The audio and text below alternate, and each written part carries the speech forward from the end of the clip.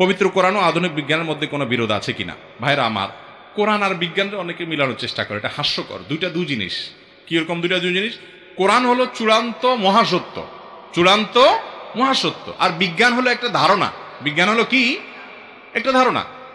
কোন বিজ্ঞানী কোন একটা বিষয় তার একটা ধারণা এস্টাবলিশ করেছেন, পরবর্তীতে আরেক বিজ্ঞানী বা ওই বিজ্ঞানী দেখা গেল কিছুদিন পরে মনে হলো না, ভিন্ন কোনো ধারণা তার কাছে হলো। অতএব এটা তো পরিবর্তনশীল একটা বিষয়, ধারণা মাত্র। আর কোরআন হলো মহাসত্য। যদি বিজ্ঞানের কোনো থিওরি কোরআনের সাথে সাংঘর্ষিক হয়, তাহলে এই বিজ্ঞান একদিন হয় কোরআনের সত্য এটাকে উদ্ঘাটন করতে সক্ষম হবে, আর যদি না হয় তাহলে সেটা মানুষের বা বিজ্ঞান নিয়ে যারা গবেষণা করে তাদের গবেষণার ত্রুটি, ঘাটতি। আল্লাহর কোরআন এটাকে বিজ্ঞান দিয়ে মাপতে যাবেন না, এটা মাপামাপি জিনিস না, এটা মহাসত্য। বহু জিনিস কোরআনে বলেছে।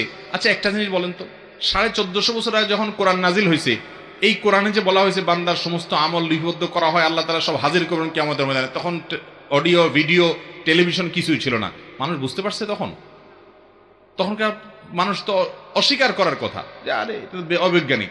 কিন্তু একসময় বিজ্ঞান এমন এমন আবিষ্কার করছে, তখন এগুলো যে সম্ভব, বরং মহাসম্ভব, সেটা বোঝা যাচ্ছে কি যাচ্ছে না বলেন?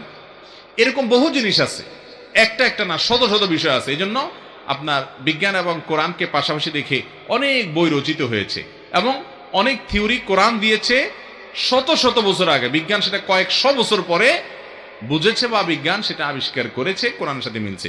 যেগুলো মিলে নাই সেগুলা বিজ্ঞানে এক সময় আপনার বিজ্ঞানের কোনো গবেষণা থেকে হয় মিলবে, আর না যদি না মিলে সেটা বিজ্ঞানের গবেষণার ক্ষেত্রে বিজ্ঞানীদের ত্রুটি বা ঘাটতি বলতে পারেন। কিন্তু কোরআনের সাথে বিজ্ঞানের কোনো তুলনা চলে না। অনেকে কোরআনকে প্রমাণ করে বিজ্ঞান দিয়ে, মূর্খতা।